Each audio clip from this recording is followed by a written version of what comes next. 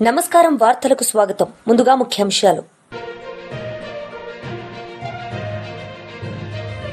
హోంమంత్రి వంగలపూడి అనిత మీడియా సమావేశం, పలు అంశాలపై వివరణ.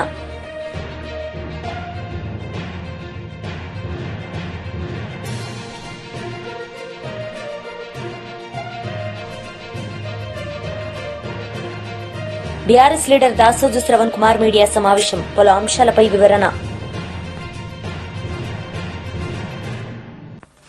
హోంమంత్రి వంగలపూడి అనిత మీడియా సమావేశం నిర్వహించారు. ఈ సందర్భంగా పలు అంశాలపై ఆమె మాట్లాడారు. ఎంత ముందుకు తీసుకెళ్తున్నారో మనందరికీ అర్థమవుతుంది. లాస్ట్ 5 సంవత్సరాల తాలూకా విధ్వంసాన్ని ఒక పక్క నుంచి మనం అన్ని కూడా సెటరేట్ చేస్తూనే ఒక పక్క నుంచి రాష్ట్రానికి ఒక దిశానిర్దేశం ఇవ్వాలి, ఒక ప్రణాళికతో పక్కా ప్రణాళికతో 2047కి రాష్ట్రాన్ని ఒక నెంబర్ 1 స్థానంలో నిలబెట్టాలనే ఉద్దేశంతో గౌరవ ముఖ్యమంత్రి గారు ఈరోజు పనిచేయడం మనందరికీ కూడా తెలుసు. ప్రత్యేకంగా మళ్ళీ నమ్మే వ్యక్తి, ముఖ్యంగా విద్యా వైద్య విషయంలో ప్రజలకి అందుబాటులో ఉండేటట్టుగా అయితే ఈ రాష్ట్రాన్ని మరింత ముందుకు తీసుకెళ్లగలమని బలంగా నమ్మిన వ్యక్తి గౌరవ ముఖ్యమంత్రి గారు చంద్రబాబు నాయుడు గారు. అయితే ఈ సమయంలో ఈరోజు దానికి ప్రత్యేకమైన స్థానం కల్పించడమే కాకుండా సుమారుగా మొన్న క్యాబినెట్లో కూడా 1,25,00,000 కుటుంబాలకి 25 లక్షల వరకు కూడా ఎన్టీఆర్ వైద్య సేవ ద్వారా ఈరోజు వాళ్ళందరికీ కూడా వైద్య సహాయం అందించేదానికి నిర్ణయించడం ఒక పరిణామం అయితే, ఈరోజు ప్రత్యేకంగా ప్రతి ఒక్క కూడా మెడికల్ కాలేజీలు అదేవిధంగా ఆసుపత్రులు ఉన్న చోట వ్యక్తుల కాలంతో జీవన ప్రమాణాలు మెరుగుపడతాయి, వాళ్ళకి సరైన వైద్యం అందించగలం అనే ఉద్దేశంతో ఈరోజు వైద్య కళాశాలని కూడా ఏర్పాటు చేయడం అన్నది నిజంగా ఒక శుభ పరిణామం కింద భావించాలి. ఈరోజు పరిస్థితి ఎలా వస్తుందా అంటే, బెంగళూరులోని ఫుల్ టైం ఉంటారు, ఆంధ్రప్రదేశ్ రాష్ట్రానికి పార్ట్ టైం వస్తారు, వచ్చినప్పుడు కూడా కొంత బురద తీసుకొచ్చుకుంటారు, 2 గంటలు వాళ్ళ సొంత మీడియాలో కూర్చొని ఆ బురద జల్లడమే పరమావధిగా పెట్టుకొని బురద జల్లే కార్యక్రమానికి శ్రీకారం చుడతాడు. నేను ఇన్ని మాటలు ఎంత ఇంట్రడక్షన్ ఇచ్చానంటేనే మీకు అర్థమై ఉంటుంది నేను ఎవరి గురించి మాట్లాడుతున్నానో. ఆయనే ఈరోజే మా వాళ్ళు అన్నారు, ఈ లండన్ మందులు మానేసి మెడికల్ కాలేజీల గురించి మాట్లాడుతున్నాడండి అని. అంటే అతనే మీ అందరికీ తెలుసు, పులివెందుల ఎమ్మెల్యే గారు జగన్మోహన్ రెడ్డి గారు. అయితే జగన్మోహన్ రెడ్డి గారు దేని గురించి మాట్లాడినా కాసేపు ప్రజలందరూ కూడా ఆలోచించుకునేవారే, కానీ ఈరోజు మెడికల్ కాలేజీల గురించి, ముఖ్యంగా పీపీపీ విధానంలో ఈరోజు గవర్నమెంట్ తీసుకున్న ఇనిషియేషన్స్ గురించి ప్రజల్ని తప్పుదోవ పట్టించే విధంగా, ప్రజల్ని భయభ్రాంతులు గురి చేసే విధంగా, ప్రజల్లో ఒక కన్ఫ్యూజన్ క్రియేట్ చేసే విధంగా అతని తాలూకా ప్రయత్నం చూస్తుంటే అది ప్రయత్నం మాత్రమే. ఎందుకంటే ప్రజలు కూడా చాలా క్లారిటీగా ఉన్నారు, ప్రజలు కూడా చాలా క్లియర్గా ఉన్నారు. ఎన్డీఏ పార్టీ పట్ల, ఎన్డీఏ కూటమి పట్ల నిబద్ధతతో పనిచేస్తున్నామన్న నమ్మకం ప్రజల్లో ఉంది. సో నేను ఈరోజు కూడా రావడానికి గల ప్రధానమైన కారణం ఏంటంటే, మొన్న మీటింగ్లో చూశాను ఒకసారి. ఓవరాల్గా చూస్తూ ఉంటే అతను ఏం మాట్లాడుతున్నాడంటే, అతగాడి హయాంలో సుమారుగా 17 మెడికల్ కాలేజీలు వచ్చేసినాయి. ఈ 17 మెడికల్ కాలేజీలు ఆ దారంటే వెళ్తుంటే సైడ్కి తిరిగి చూస్తే అక్కడ మెడికల్ కాలేజ్ కనిపిస్తే ఆహా అని చిన్న గ్యాప్ ఇచ్చి ప్రజలందరూ కూడా ఆశ్చర్యపోతున్నారట. అయితే ఆయన అన్న తర్వాత మేము కూడా ఒకసారి చూద్దాం ఈ 17 కాలేజీల్లో ఆహా అనేటంతగా ఎంత ఉన్నదా అని ఒకసారి చూసేసరికి ఒక్కసారి మీరు కూడా ఒకసారి చూడాలి. ఇక్కడ for example Madanapalle medical college అండి. ఇది మదనపల్లి మెడికల్ కాలేజ్కి సంబంధించి BRS leader Dasoju Shravan Kumar media సమావేశం నిర్వహించారు. ఈ సందర్భంగా పలు అంశాలపై ఆయన మాట్లాడారు. విచ్చలవిడిగా ఇంకేదో చేసుకున్నారు అని అంటే దట్స్ ఓకే అని అనుకోవచ్చు, కానీ భవిష్యత్తుతో ఇట్లా చిలగట్లాడతారా మీరు? How dare you do that? ఎంత అన్యాయం అది! కోట్ల రూపాయలు వాళ్ళు జీవితం అంతా ఫలంగా పెడతారు. అంత పేదింటి పిల్లలే, మనలాంటి మధ్యతరగతి కుటుంబీకుల పిల్లలే అశోక్ నగర్లో అక్కడ హాస్టల్లో ఉండి చదువుకుంటారు. వాళ్ళ తల్లి పుస్తమెట్టలమ్మో, భూములు తాకట్టు పెట్టో, డబ్బు తీసుకొచ్చి కోచింగ్ సెంటర్లో డబ్బులు పెట్టి హాస్టల్లో ఉండి ఆశతోటి ఏళ్ల కొద్దీ నెలల కొద్దీ చదువుకొని వాళ్ళు భవిష్యత్తు కోసం ఎదురు చూస్తుంటే, వాళ్ళ భవిష్యత్తును కాలరాసే విధంగా పరీక్షను సరిగ్గా నిర్వహించరు, దుర్మార్గమైన జీవోలు పట్టుకొస్తారు. దానికి తోడుగా మళ్ళా ఉద్యోగాలు అమ్ముకునే ప్రయత్నం చేస్తుంటే న్యాయమా అని చెప్పని వాళ్ళ ప్రశ్నిస్తూ ఉన్నాం. దానికి తోడుగా నేను ఒక విషయం చెప్తాను. కోర్టు ఎవరి సహాయం లేకుండా పిల్లలు పాపం కోర్టులో కొట్లాడింది. Thanks to the advocates who fought. Rachana Reddy garu, తర్వాత విద్యాసాగర్ గారు, సురేందర్రావు గారికి, చాలామంది మన హైదరాబాద్ అడ్వకేట్లే, ప్రభాకర్ రావు గారికి చాలామంది హైదరాబాద్ అడ్వకేట్లే కొట్లాడిండ్రు. We salute them. Without any political intervention వాళ్ళు కొట్లాడిండ్రు. వాళ్ళు పాపం కేసును గెలిపించారు. మానవత్వం ఉన్నటువంటి వాళ్ళు ఎవరైనా సరే, నేను మీకు కూడా అప్పీల్ చేస్తున్నా, మీడియా మిత్రులు కూడా, మనం అందరం కూడా నిరుద్యోగులుగా ఉన్న వాళ్ళమే, యూనివర్సిటీలో చదువుకున్నటువంటి వాళ్ళమే.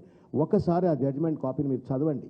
I'm also appealing to all the teachers, lecturers, teachers and మేధావులు, ఉస్మానియా మిగతా విశ్వవిద్యాలయంలో మేధావులందరూ కూడా ఒక్కసారి ఆ జడ్జ్మెంట్ చదవండి. ఆ జడ్జ్మెంట్ చదివిన వాడు ఎవడైనా సరే, మెడకాయ మీద తలకాయ ఉన్నవాడు, కనీస విఘ్నత ఇంగితం ఉన్నటువంటి వాడు ఎవడు కూడా మళ్ళా దాన్ని తీసుకుపోయి నేను హైకోర్టులో ఛాలెంజ్ చేస్తా, నేను రివ్యూ పిటిషన్ వేస్తా, నేను సుప్రీంకోర్టులో ఎస్ఎల్పి వేస్తా అని చెప్పని వాగరు, మాట్లాడరు. నాన్సెన్స్ అది, దుర్మార్గం, క్రూరమైన చర్య. అధికారం ఉంది కాబట్టి, నేను పెద్ద పెద్ద అడ్వకేట్లను పట్టుకొస్తా కాబట్టి, నేను విద్యార్థుల హక్కులను కాలరాసే విధంగా మళ్ళీ నేను రివ్యూ పిటిషన్ వేస్తా అంటే సిగ్గు ఎగ్గు ఉండాలి ప్రభుత్వానికి. ఏ ముఖం పెట్టుకొని మీరు పోతారు? ఏ ముఖం పెట్టుకొని పోతారు మీరు? మీరు చేసిన మంచి పనులా?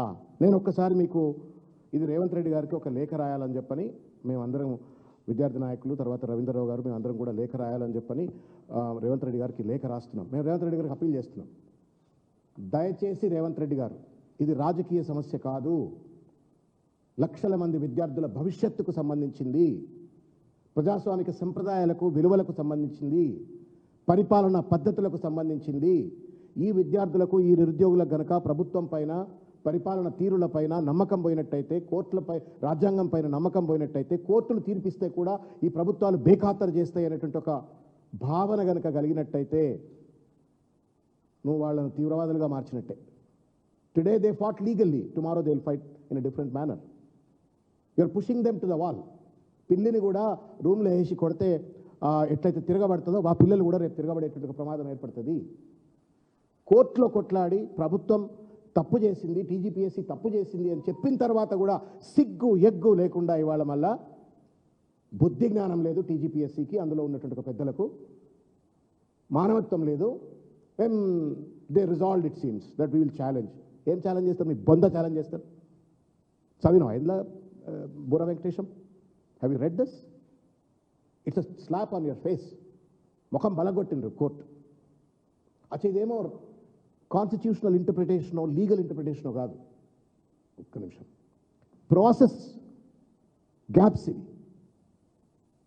ప్రాసెస్ గ్యాప్స్ ఇవి, అనామలీస్ ఇన్ ఎవాల్యుయేషన్ ఇవి.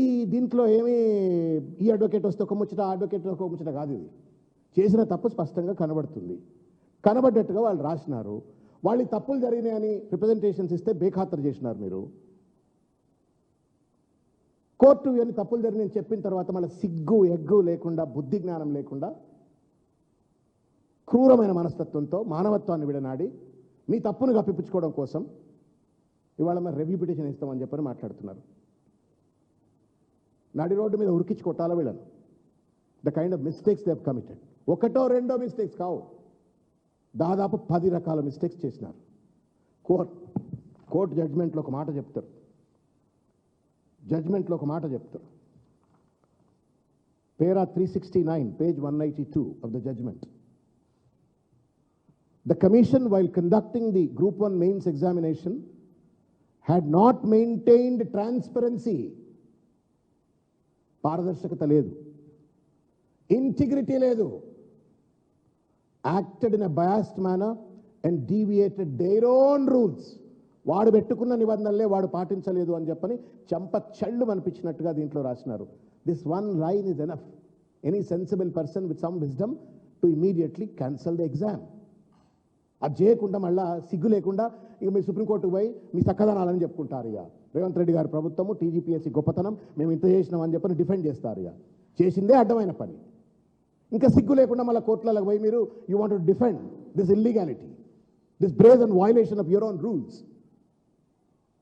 మాజీ మంత్రి అంబటి రాంబాబు మీడియా సమావేశం నిర్వహించారు. ఈ సందర్భంగా పలు అంశాలపై ఆయన మాట్లాడారు. 1 కోట్ల రూపాయలు ఎక్కడవి ఏమిటి అని కోర్టు ద్వారా పిటిషన్ పెట్టి అడిగితే తెల్లముఖం వేశారు.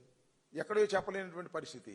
అంత కట్టుకథ అనేది చాలా క్లియర్గా అర్థమైపోతున్నటువంటి అంశాలు మనం చూస్తున్నాం. అంతేకాదు, మీరు రాష్ట్ర ప్రజానీకం కానీ, మేధావులు కానీ, న్యాయ నిపుణులు కానీ ఆలోచించదగినటువంటి ఒక కీలకమైన పరిణామాన్ని మనం చూసాం.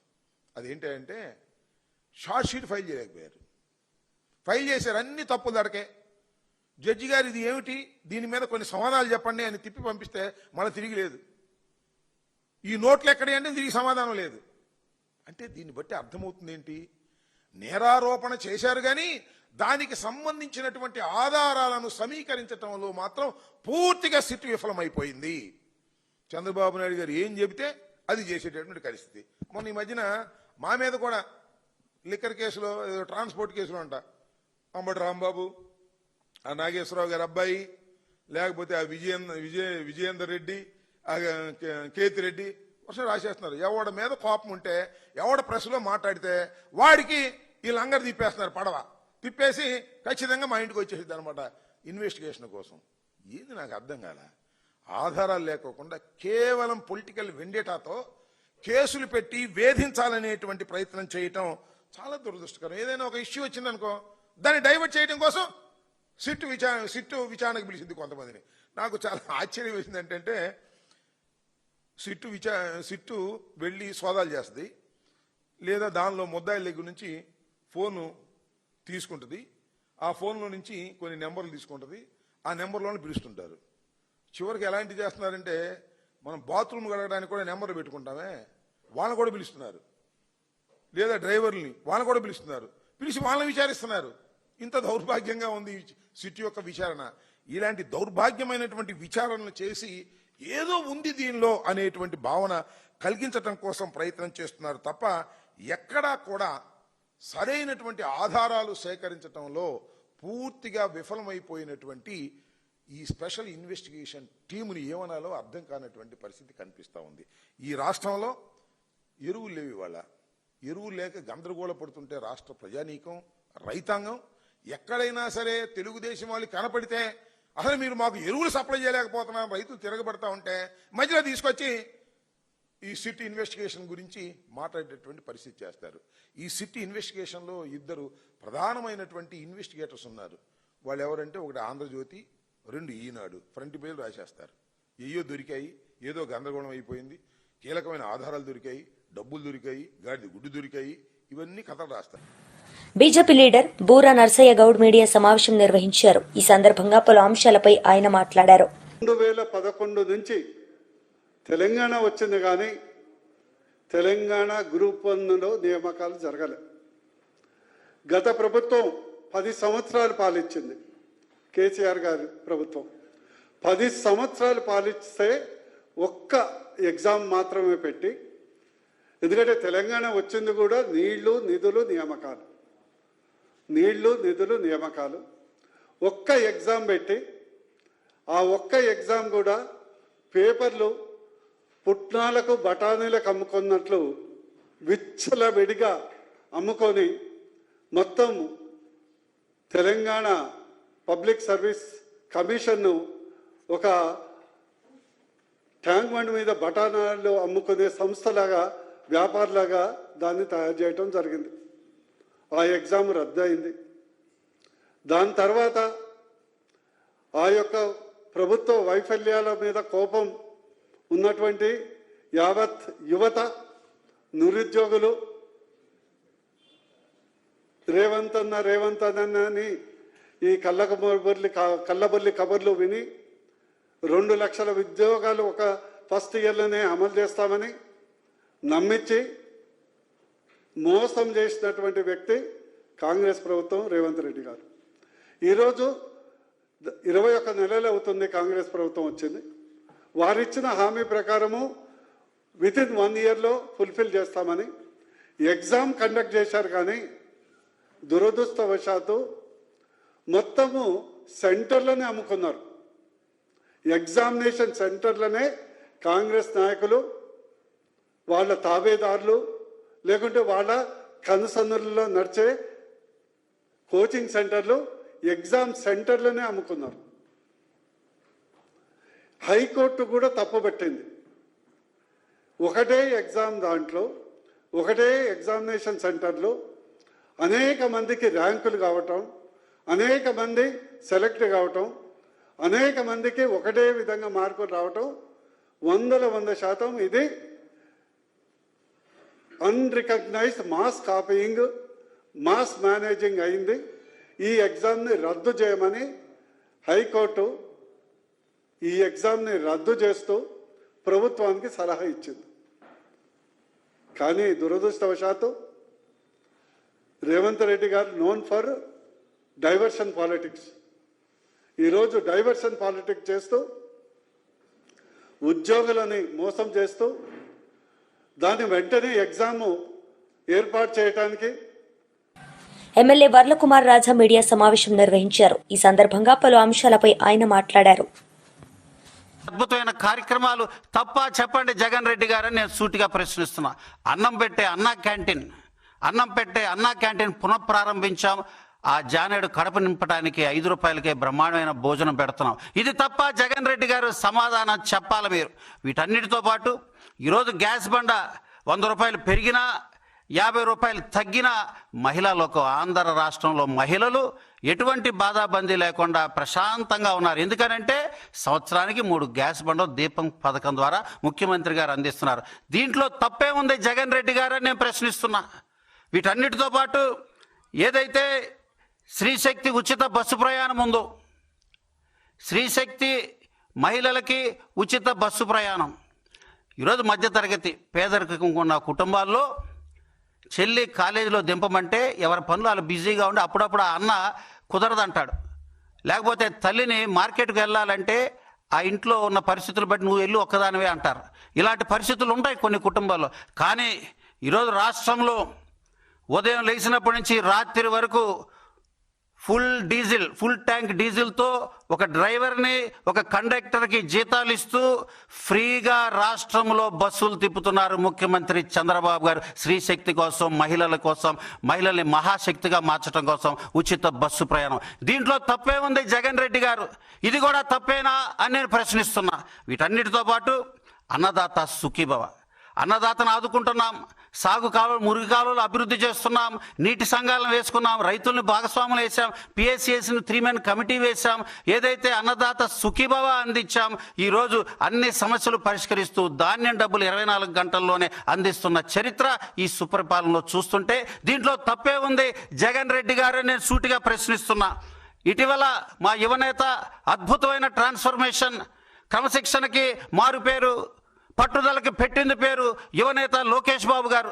అద్భుతంగా తనదైన శైలిలో భారతదేశం అంతా కూడా ఈ యువనేత వైపు చూస్తున్న తరుణంలో నిన్న నేపాల్లో ఉన్న చిక్కుకుపోయిన తెలుగు వారి కోసం భారతదేశ వ్యాప్తంగా మొట్టమొదటిగా వారిని సురక్షితంగా ఆంధ్రప్రదేశ్ తీసుకొచ్చిన గొప్ప యువనేత లోకేష్ బాబు గారు. ఇది తప్ప జగన్ రెడ్డి గారిని నేను ప్రశ్నిస్తున్నా.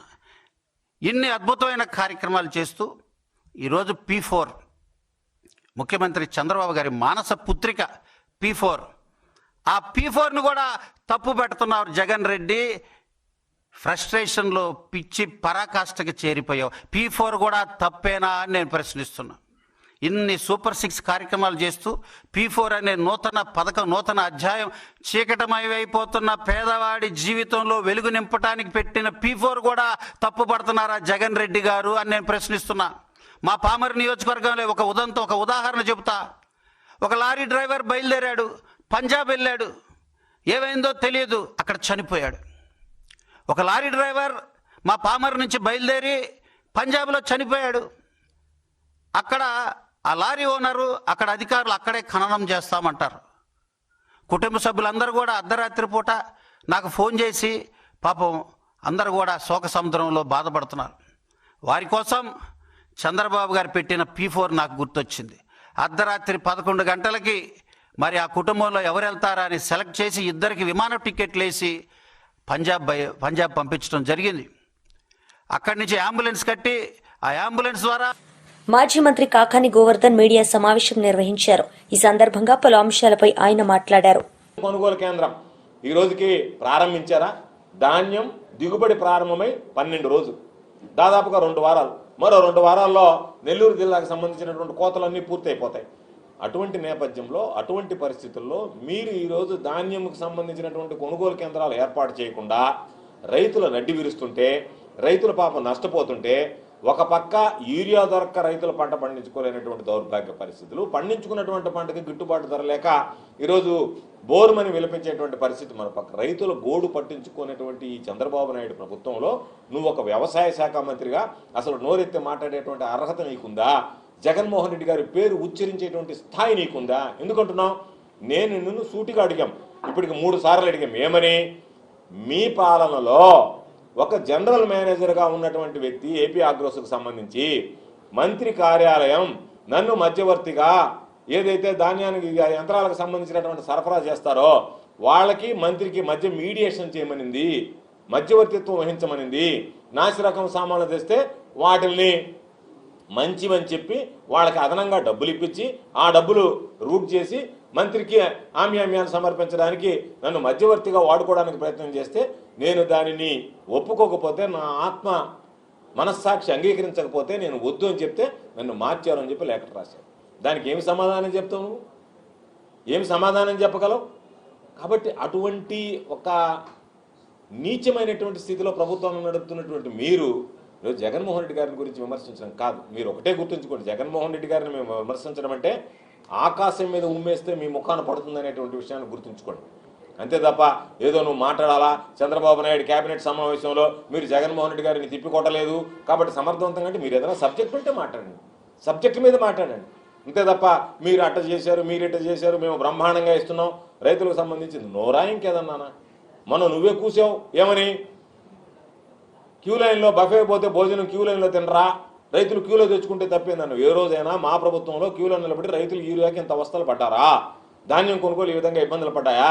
నెల్లూరు జిల్లాలో ఇదే సీజన్లో 22,000 నుంచి 24,000 రూపాయలు అమ్మే పుట్టు ధాన్యం జగన్మోహన్ రెడ్డి గారు ముఖ్యమంత్రిగా ఉన్నటువంటి సమయంలో తమరు ప్రభుత్వం తమ హయాంలో వచ్చేటప్పటికి రైతులకు వస్తే ఏముంది, నాకేదన్నా ఇవ్వండి 10 రూపాయలు, రైతులకు 100 రూపాయలు నష్టపోయిన పర్వాలేదు అన్నట్టుగా మీరు తీసుకుంటున్నటువంటి నిర్ణయాలు, మీ ఆలోచన విధానాలు ఈరోజు రైతులకు సంబంధించి నడ్డి విరిచేటువంటి ప్రయత్నం జరుగుతుంటే, రైతుల పాపం పొలం అని చెప్పి అల్లాడుతుంటే, రైతుల సమస్యల గురించి పట్టించుకోకుండా గాయం మీద కారం పూసినట్టుగా ఈరోజు వాళ్ళని మరింతగా అవమానపరిచేటువంటి విధంగా మీరు మాట్లాడడం సరికాదు. ఖచ్చితంగా మా నాయకుడు జగన్మోహన్ రెడ్డి గారి నాయకత్వంలో వైఎస్ఆర్ కాంగ్రెస్ పార్టీ పక్షాన మేము అలుపెరగనటువంటి పోరాటం చేస్తాం, రైతుల పక్షాన నిలబెడతాం. BRS leader Vinod Kumar media సమావేశం నిర్వహించారు. ఈ సందర్భంగా పలు అంశాలపై ఆయన మాట్లాడారు. తెలంగాణ రాష్ట్ర ప్రజలకి, ముఖ్యంగా దాదాపు 10 జిల్లాల్లో ఉన్నటువంటి ప్రజలకి అతి ముఖ్యమైనటువంటి 2 రైల్వే లైన్ల గురించి గత 10 సంవత్సరాల నుండి మరి నేను పార్లమెంట్ సభ్యులుగా ఉన్న సందర్భంలో, తర్వాత మరి బీఆర్ఎస్ పార్లమెంట్ సభ్యులు చాలా సందర్భంలో కేంద్ర ప్రభుత్వాన్ని దృష్టికి తీసుకొచ్చినాము.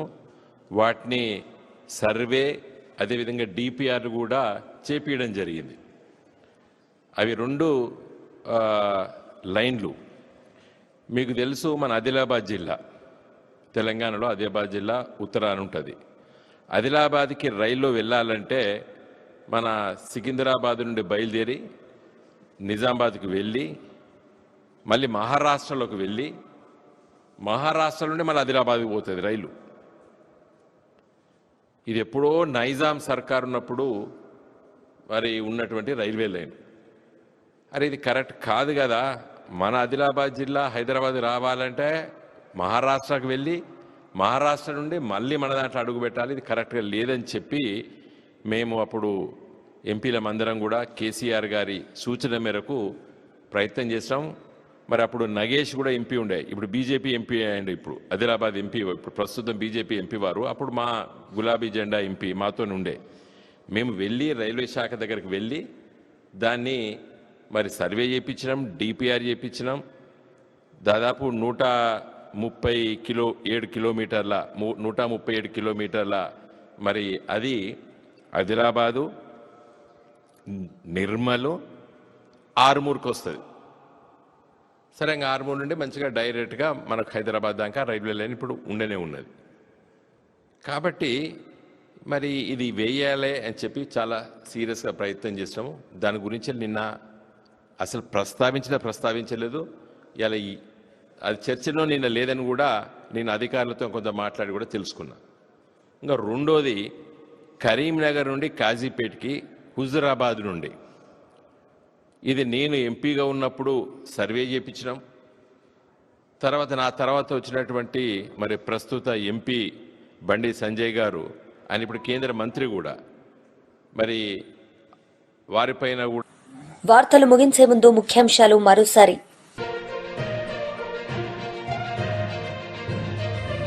హోంమంత్రి వంగలపూడి అనిత మీడియా సమావేశం, పలు అంశాలపై వివరణ.